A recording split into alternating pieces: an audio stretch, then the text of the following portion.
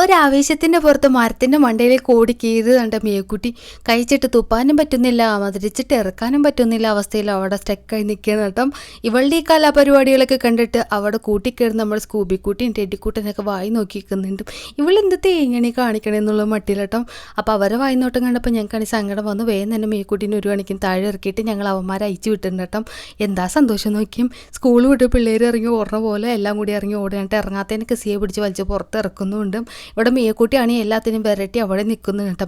ഞാനാണ് ഇവിടുത്തെ മെയിൻ, ഞാൻ പറയുന്നത് മാത്രം അനുസരിക്കാൻ പാടുള്ളൂ എന്ന് പറഞ്ഞ് നിൽക്കുന്നത് കേട്ടോ.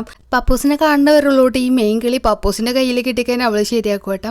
അങ്ങനെ കുറേ നേരത്തെ ഓട്ടവും ചാട്ടവും പോളത്തിന് ശേഷം സേക്കുട്ടി ഓരോന്നിനെയൊക്കെ പിടിച്ച് കൂട്ടിലാക്കുന്നുണ്ട്. ഇവന്മാർ ഓടിക്കളിക്കുന്നത് കാണിച്ചില്ലായിരുന്നു, ടൈം ഉണ്ടായിരുന്നില്ല. കാര്യം എന്താ വെച്ചാൽ ഞാൻ അവിടെ മുറ്റടിക്കായിരുന്നു. അങ്ങനെ ഞാൻ അവിടെ മുറ്റമൊക്കെ അടിച്ച് എല്ലാം കഴിഞ്ഞിട്ടുണ്ട്. ചവറിനൊക്കെ തീയിട്ടേക്കാണ്. ഇവന്മാർ പിടിച്ചിട്ടില്ലെങ്കിൽ ഇവന്മാർ ആ തീയിലേക്ക് ഓടിച്ചാടി കയറും കേട്ടോ. അപ്പോൾ ഇതൊക്കെയായിരുന്നു ഇന്നത്തെ വിശേഷങ്ങൾ. ഇന്നത്തെ വീഡിയോ എങ്ങനെയുണ്ട്? ഇഷ്ടമായില്ലേക്കും